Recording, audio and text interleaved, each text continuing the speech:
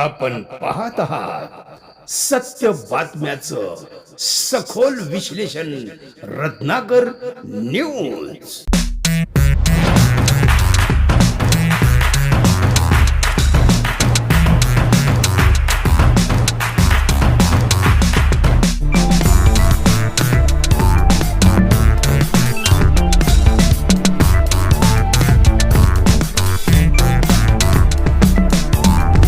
मी एवढं तुम्हाला सांगू इच्छितो, आम्ही तर देशमुख परिवार नावाचं कुंकू लावले भैया।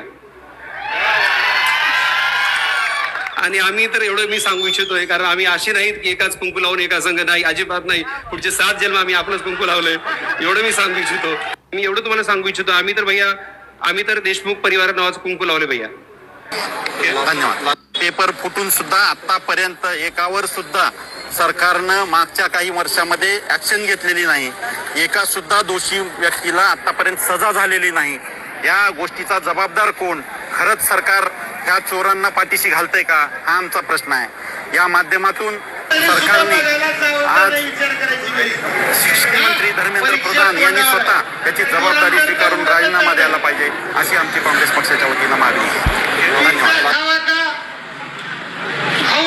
तरी सांगायचंय, अभ्यास करायचंय, खाल्ल्यावर झोपी कमीच का एवढाच का नको बाई मला, असं म्हणून पावलाला त्याग करून बलिदान करून आई वडील पोटाला चिमटा देऊन मुलं मुलींना इथं ठेवतात। हे हिरो सगळं एवढं कष्ट, सगळ्या परिवाराचं कष्ट, शिक्षकाचे कष्ट, विद्यार्थ्याचं कष्ट, आणि एवढं सगळं झाल्यानंतर पेपर दिल्यावर कळतंय की लीक झालता। एकतर तो मूड सगळा बनून येणं, परीक्षा मोडवर विद्यार्थी येणं, याची मेंटॅलिटी बनणं, 2-4 वर्षाचा अभ्यास, कदाचित काही जण रिपीट केलेले, की सगळं मिळून तो बिंदू परीक्षेचा तो मौसम येऊन सुट्टी लागली, सगळं डोक्यातलं डिलीट झालंय आणि आता रिपीट परीक्षा द्यायची। आजचा पेपर बरा होता, 600-650 पडणार होते, 500च्या पुढे जाणार होतं। नंतर येणारा पेपर कसा येणार आहे माहित नाही। आणि या फ्रस्ट्रेशन मध्ये कित्येक कुटुंबातले आई वडील सुद्धा जीव गमावू शकतात, अटॅक येऊ शकतो, मुलं बाळाचे जीव जाऊ शकतात आणि करिअर खराब होऊ शकतं। हे संकट आहे आणि हे सगळं संकट कशामुळे आलंय? या 10-12 वर्षापूर्वी हे बेजबाबदार सरकार, हिंदूचं नाव घेऊन सत्तेवर आलेलं हे देशद्रोह्यांचं सरकार येण्याच्या अगोदर ही सगळी यंत्रणा शासकीय संस्थेमार्फत, शासनामार्फत चालवली जात होती। गेल्या 10-12 वर्षापासून यांनी फक्त पैसे कमवण्यासाठी NTA, कोण आहे NTA? महाराष्ट्र सरकार आहे का? भारत सरकार आहे का? कोण आहे की साले हरामखोर आमचं भविष्य ठरवणाऱ्या?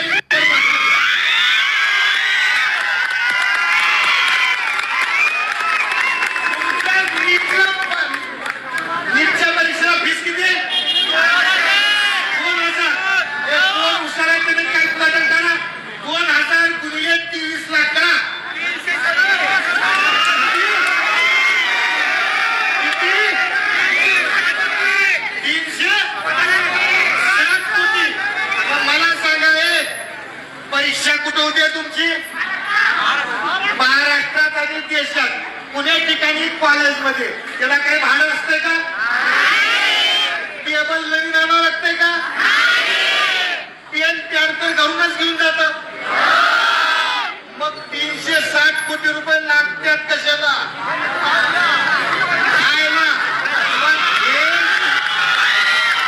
हे साले हरामखोर भाजपवाले हिंदू म्हणून पैसे खाण्यासाठी यांनी खाजगी संस्था नेमली। आज मला सांगा, एवढं कांड होऊन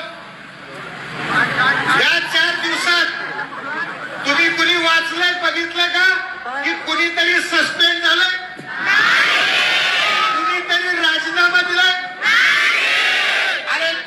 काँग्रेसचं सरकार होतं. डॉक्टर शिवाजीराव पाटील निलंगेकर मुख्यमंत्री होते. त्यांच्या मुलीचा नंबर MBBS ला लागण्यासाठी 2 मार्क चोरून वाढीला गेलता. त्यांच्या परस्पर झालं ते, पण तरी माझ्या मुलीसाठी बेकायदेशीर काम झालं म्हणून मुख्यमंत्र्यांनी राजीनामा दिला आणि काँग्रेसनं तो घेतला. देशभरातल्या 23 लाख पोरांचं पुरीचं वाटोळं केल्याच्या नंतर ह्या हरामखोर भाजपवाल्यांनी कुणाचा राजीनामा घेतला? उतारतो सला श्वासिनी वैष्णव काय करतोय? कोण? धर्मेंद्र प्रधान. अरे कसला धर्मेंद्र? ती धर्मेंद्र वेगळा, ही धर्मेंद्र वेगळा. कसला धर्मेंद्र? ही धर्मेंद्र का जितेंद्र? ही तर उंदर आहे. तुमचं आमच्या गोरगरिबाच्या विद्यार्थ्याचं भविष्य कुरतडून खाणारे उंदर आहे ती. म्हणून या उंदरांना येणाऱ्या काळात आपण आश्रय द्यायचा, कारण हे आपल्या स्वप्नाची वाट लावायला बसले, आपल्या आयुष्याची राख रांगोळी करायला बसले. म्हणून यांना आपण शिक्षा दिली पाहिजे आणि सगळ्यांनी सोशल मीडियावर ट्रेंड चालवला पाहिजे. जवाब दो, जवाब दो, भारत सरकार जवाब दो, जवाब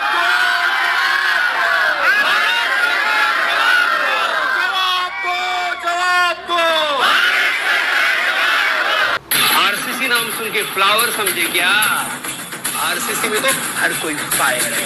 ऑफलाइन रहने दो, ऑनलाइन रहने दो, झुकेगा नहीं साला. आरसीसी नाम सुन के फ्लावर समझे क्या? आरसीसी में तो हर कोई फायर है. ऑफलाइन रहने दो, ऑनलाइन रहने दो, झुकेगा नहीं साला.